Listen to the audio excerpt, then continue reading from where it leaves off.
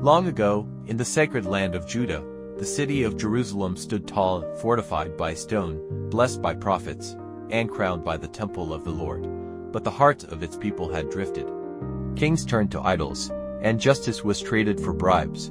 The Lord had warned them through prophets, again and again, but they would not listen. And so, in the 3rd year of King Jehoiakim's reign, the sound of distant drums grew louder.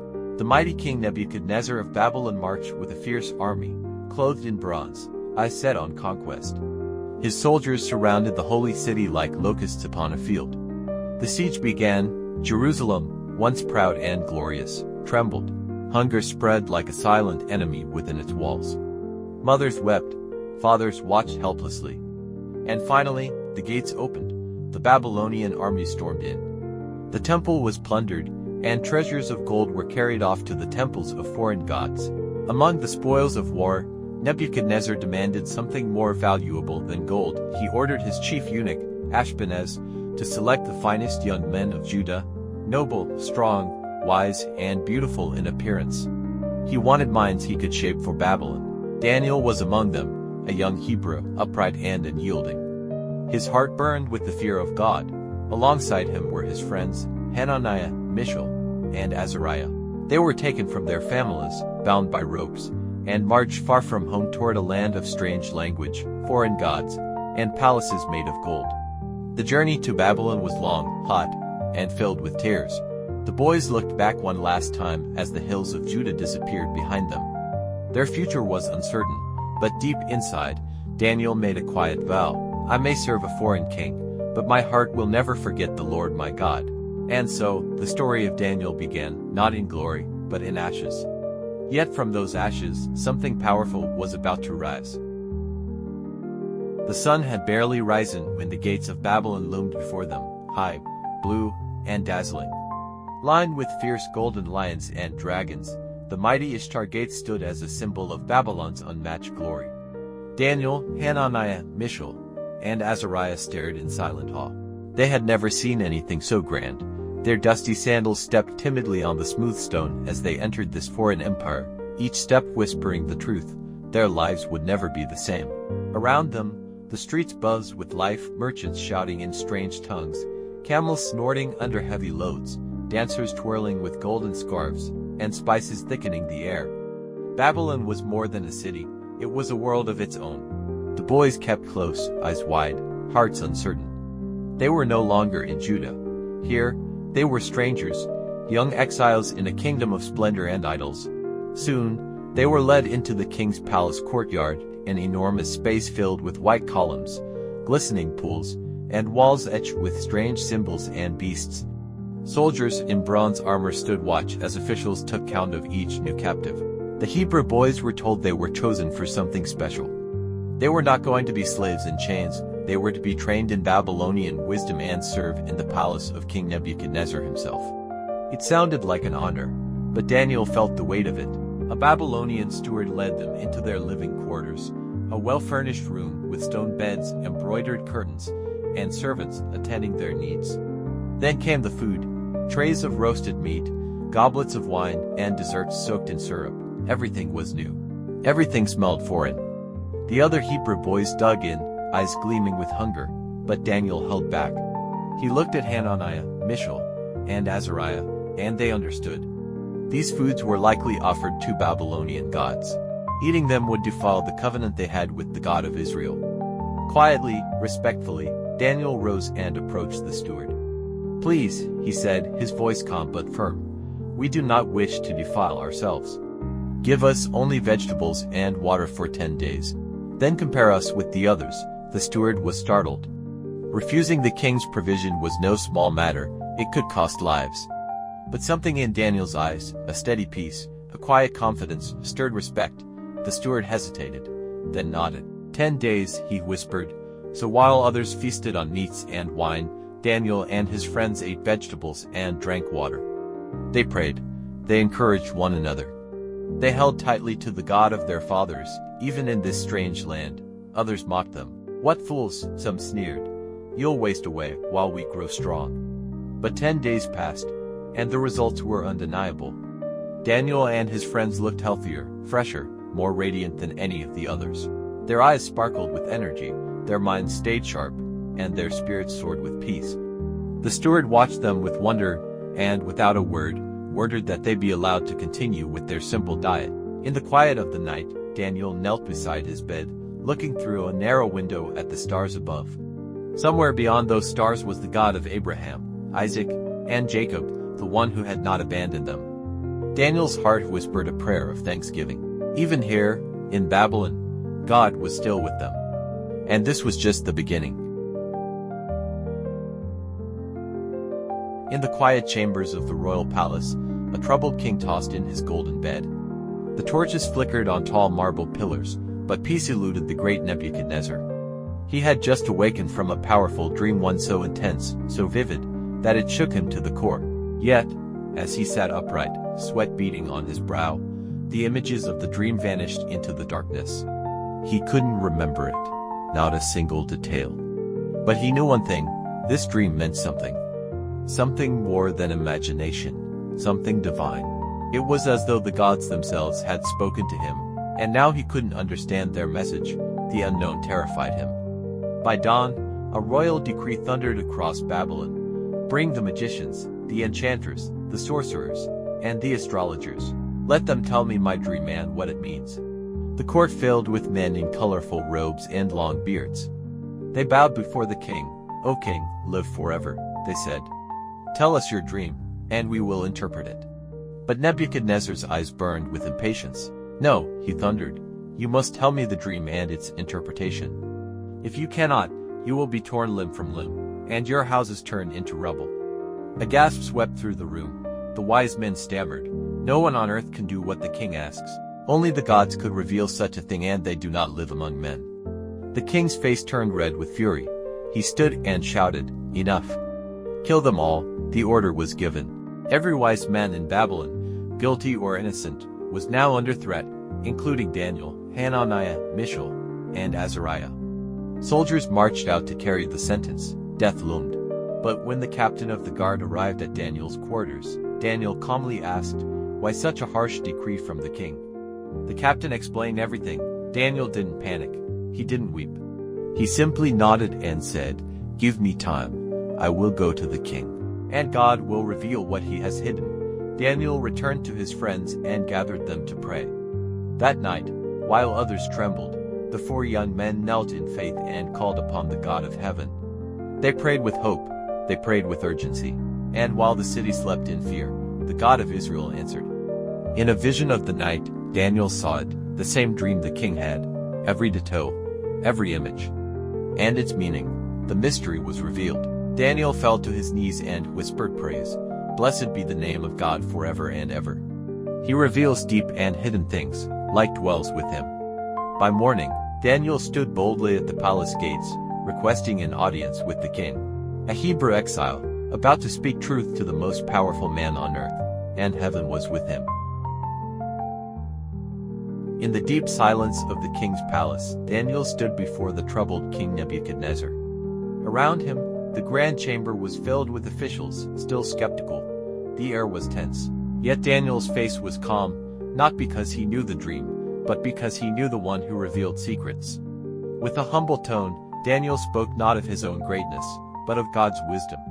He said, "There is a God in heaven who reveals mysteries, and he has shown the king what will happen in days to come."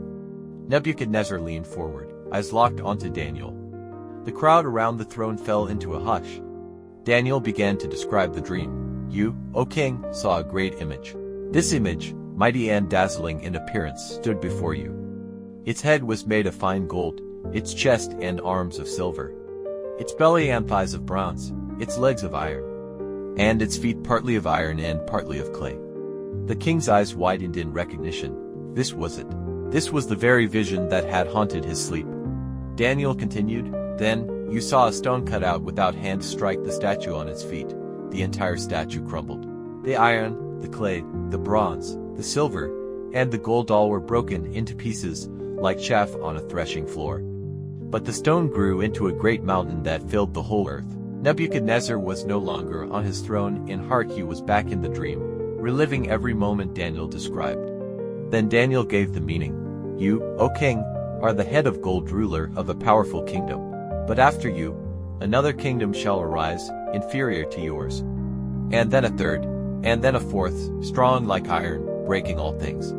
Yet the feet and toes, part iron and part clay, show a divided kingdom, partly strong and partly brittle. He paused. In the days of those kings, the God of heaven will set up a kingdom that shall never be destroyed. This is the stone you saw cut out without hands. It will crush all kingdoms and stand forever. The entire court was frozen. King Nebuchadnezzar slowly rose from his throne. And to everyone's shock, he bowed before Daniel.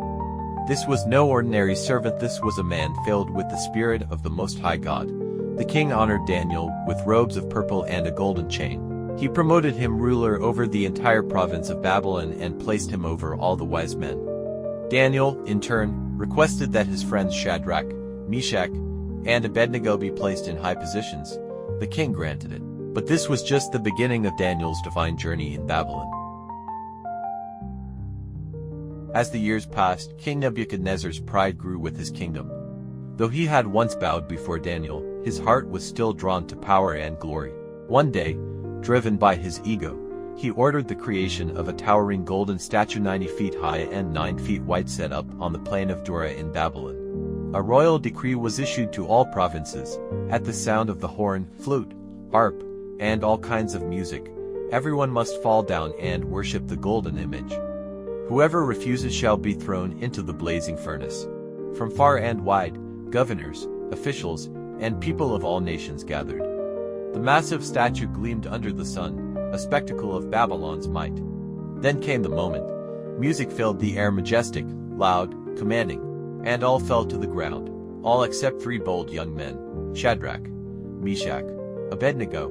They stood tall and moved, unbending, and unafraid. Soon, jealous Chaldeans rushed to the king. "O king, live forever," they cried. "But there are certain Jews whom you've appointed over Babylon who do not worship your gods nor bow to your golden image." Nebuchadnezzar's face turned red with fury. He ordered the 3 to be brought before him immediately. The young men were led into the grand court, surrounded by guards and nobles. The king glared. "Is it true you do not serve my gods or worship my golden image? I will give you one more chance, when you hear the music bow. If not, you will be cast into the burning furnace. And who is the God that will deliver you from my hands?" But the young men, though humble, did not hesitate. "O Nebuchadnezzar," they said, "we do not need to defend ourselves before you. If we are thrown into the blazing furnace, our God is able to deliver us. But even if he does not, we will not serve your gods or worship your image." The silence that followed was thick. The boldness of their faith shook the court. Nebuchadnezzar, blinded by rage, commanded the furnace to be heated 7 times hotter than usual. Mighty soldiers seized the 3 and bound them. The king's fury burned as bright as the flames, but heaven was watching. The fiery furnace blazed hotter than ever recorded in Babylon's history, its roar echoing across the palace walls. And yet, Shadrach, Meshach, and Abednego stood unwavering, their faith in God unshaken by the threat of death. Nebuchadnezzar, in his madness and pride, ordered his strongest soldiers to bind the young men and cast them into the flames. The very heat of the furnace was so intense, it consumed the soldiers before they could escape its wrath. But inside the fire there was no screaming, no burning, no death. Instead, what Nebuchadnezzar saw shocked him to his very core. He rose to his feet, stunned. "Did we not cast 3 men bound into the fire?" He cried aloud. His officials nodded, eyes wide with fear. "But I see 4 men, loose, walking in the fire. And the 4th looks like a son of the gods." Inside the furnace, the 3 young men walked freely, unharmed and touched by the flames. And beside them stood a radiant figure, glowing, divine, with a presence that silenced the heavens. Nebuchadnezzar ran to the mouth of the furnace and called out with trembling awe, "Shadrach, Meshach, Abednego, servants of the Most High God, come out." The 3 young men emerged without a single burn. Their robes were unscorched, their hair untouched, not even the smell of smoke clung to them. The Babylonian court stood in silence. Nebuchadnezzar, humbled and shaken, fell back onto his throne. "Blessed be the God of Shadrach, Meshach, and Abednego," he proclaimed, "who sent his angel and delivered his servants." He declared a royal decree. No one in all the kingdom must speak against their God, for no other God could save in such a way.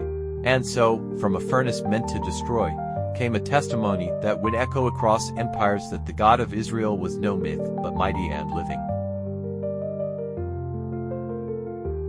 Many years passed, kings rose and fell, and now, an elderly Daniel still walked with wisdom and the fear of God, serving in the court of a new king Belshazzar, son of Nabonidus. Belshazzar, however, was not like Darius. He had no reverence for the Most High. He was proud, foolish, and blind to the lessons of the past.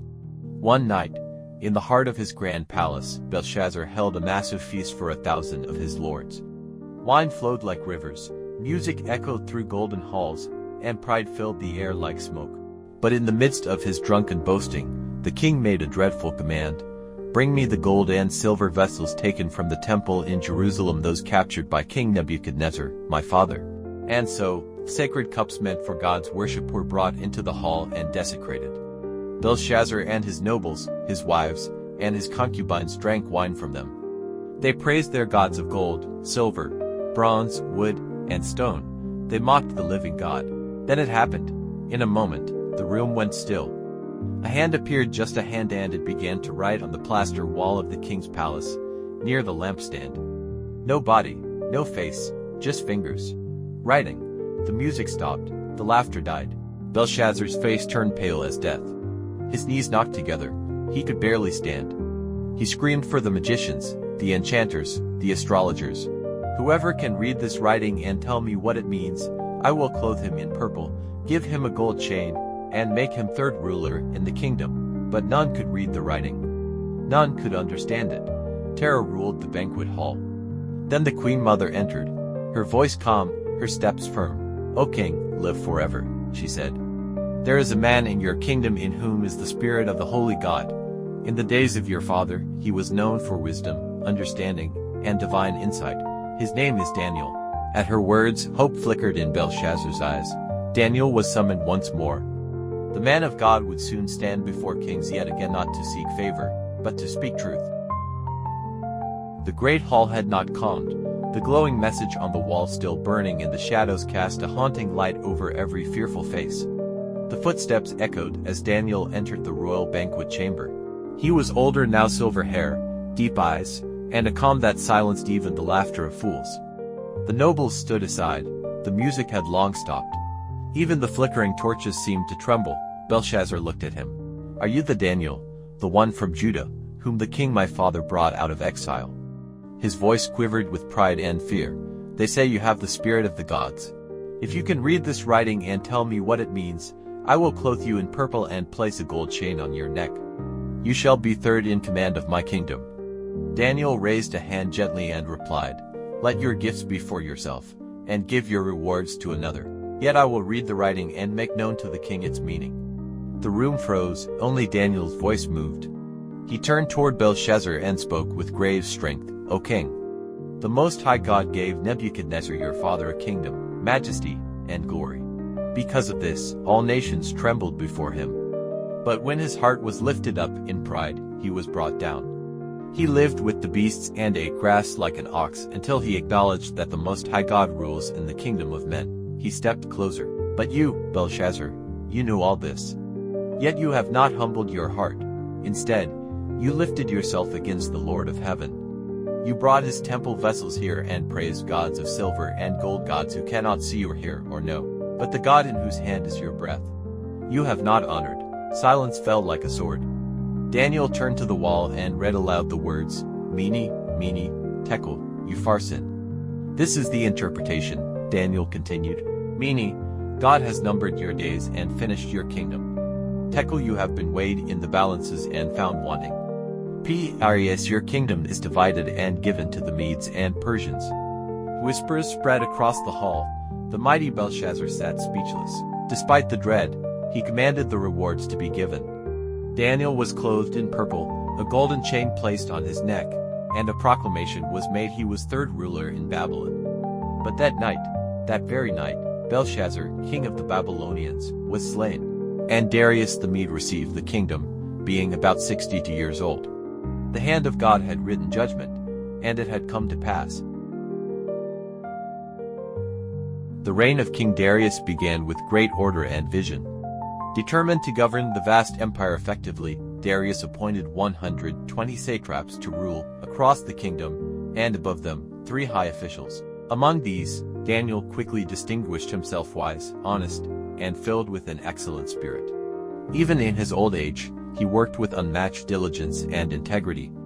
The king noticed Daniel's brilliance and began planning to place him over the entire realm. But not everyone shared the king's admiration. The other governors and satraps burned with jealousy.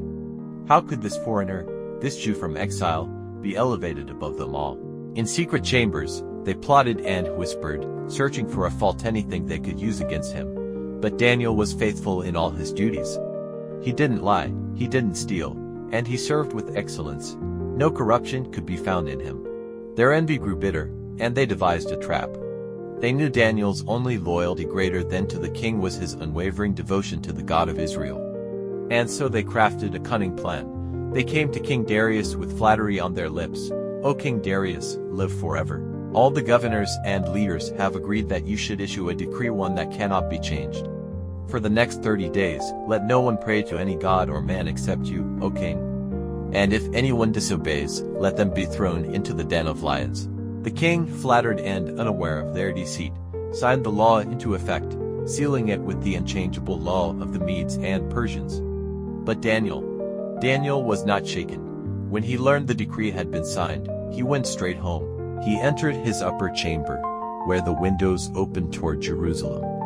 3 times a day, just as he had always done, he knelt to pray, giving thanks to God. The conspirators were waiting. Hidden nearby, they watched him kneel, just as they hoped. With triumphant smirks, they hurried to the king. "O King Darius," they said with urgency, "did you not sign a law that for 30 days no one is to pray to any god or man except you?" "Yes," replied the king, "and the decree stands. It cannot be altered." Then they pounced. "That Daniel, one of the exiles from Judah, pays you no attention. He prays to his God 3 times a day." At once, the king's heart sank. He realized he had been tricked. He loved and respected Daniel, and all day long he searched for a way to save him. But the law was sealed. There was no escape. As the sun began to set, the officials pressed harder. "You know, O king, that the law of the Medes and Persians cannot be changed." And with great sorrow, Darius gave the order. Daniel was taken to the lion's den. Before the stone was rolled to seal it, the king said with trembling hope, "May your God, whom you serve continually, deliver you." A heavy stone was placed over the mouth of the den, sealed with the king's own ring.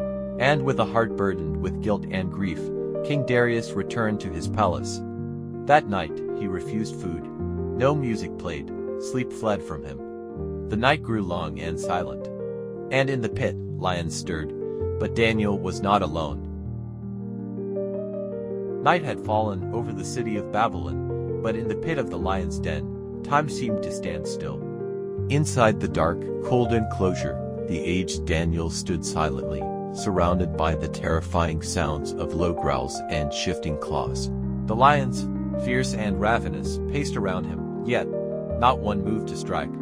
Daniel, calm and still, whispered words of prayer to the God he had always served. Heaven listened. Back in the palace, King Darius could find no sleep. He turned on his bed, troubled and restless. The music, the food, the lavish comfort of royalty, nothing could ease his heart. His mind repeated the same prayer again and again, that Daniel's God, the one he served so faithfully, would save him. As dawn's first light touched the rooftops of Babylon, the king rose swiftly, hurried down the palace steps, and made his way with urgency toward the lion's den. His royal robe swept behind him as guards tried to keep pace. With his heart pounding, he called out as the stone was rolled away, "Daniel, servant of the living God, has your God, whom you serve continually, been able to rescue you from the lions?" For a moment, there was silence, and then a voice came from the darkness. "Calm, strong, and steady, O king, live forever. My God sent his angel, and he shut the mouths of the lions. They have not hurt me, because I was found innocent in his sight, and I have done no wrong before you." King Darius fell to his knees in awe. Relief and joy washed over him like a wave.